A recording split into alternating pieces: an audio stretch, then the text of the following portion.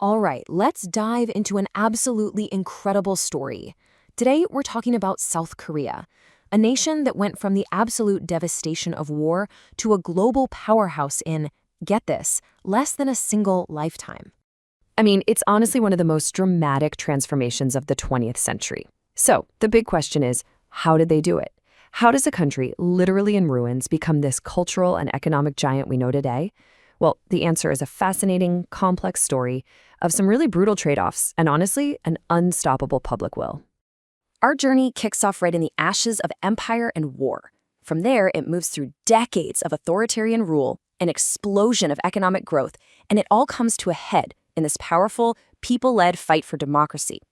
This timeline right here, it just gives you a little glimpse of how packed and dramatic that history really is. So, the story of modern South Korea really begins with something as simple as a line drawn on a map. A line that would eventually become one of the most heavily fortified borders in the entire world. Here's what happened. After Japan's surrender in 1945, what was only supposed to be a temporary division of Korea, well, it became permanent. You had the US and the Soviet Union, and they just could not agree on a unified government. So by 1948, boom.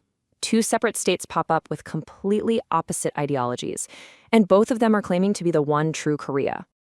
And this division, it didn't just create two countries. Nope, it set the stage for a totally devastating war and a long line of powerful military rulers who would shape South Korea for decades to come. In 1950, North Korea invades the South, and that kicks off a brutal 3-year conflict. The war ends in a stalemate. Basically a tie, with the border right back where it started, at the 38th parallel. It's now called the demilitarized zone.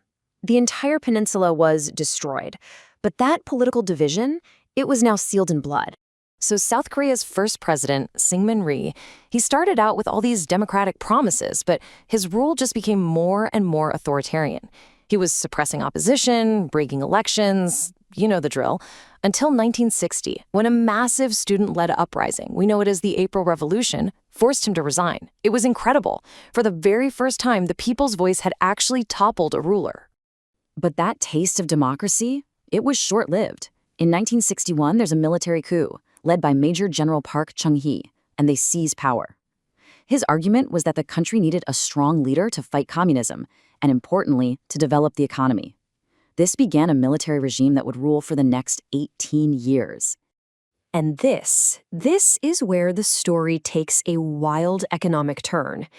Under Park's rule, South Korea launched into one of the most rapid periods of industrialization the world has ever seen.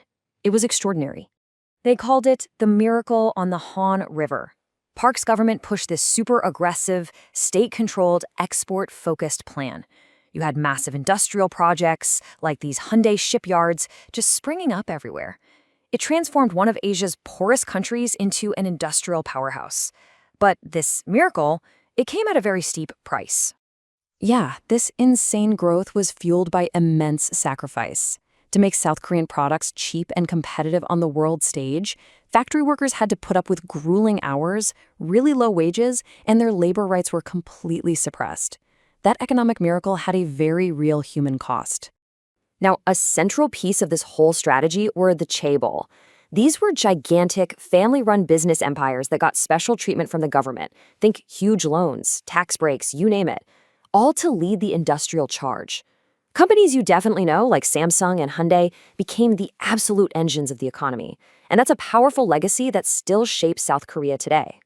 So while the economy is booming, that desire for political freedom, it never went away, not for a second.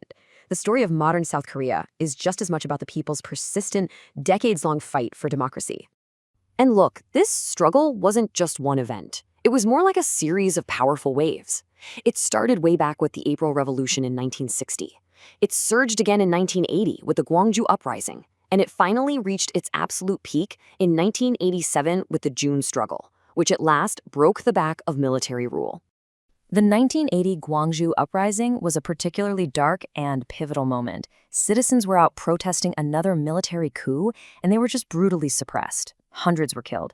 It became this stark, tragic reminder that the fight for democracy wasn't just about protests. It was being paid for with people's lives. By 1987, the movement had just become unstoppable. We're talking over 1 million citizens taking to the streets all across the country. This incredible display of people power, which we now call the June struggle, finally forced the government's hand. They had to give in. They agreed to change the constitution, and most importantly, to hold direct presidential elections. Democracy, after so long, had finally been won. But winning democracy isn't the end of the story, right? It was actually the beginning of a whole new and often very messy era of modern politics, one that brought its own unique set of challenges. And what a way to start. Just 1 year after that victory, South Korea hosted the 1988 Seoul Olympics. This was basically the nation's big coming out party. It was a chance to show the entire world its new identity, as both an economic success story and a budding democracy.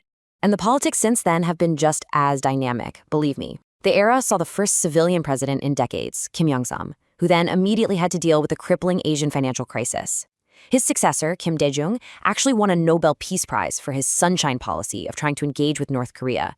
And this volatility just keeps going, as we saw with the impeachment of President Park Chung Hee, which really proves that people power is still a very potent force. And through it all, of course, the question of North Korea is always there. It never goes away.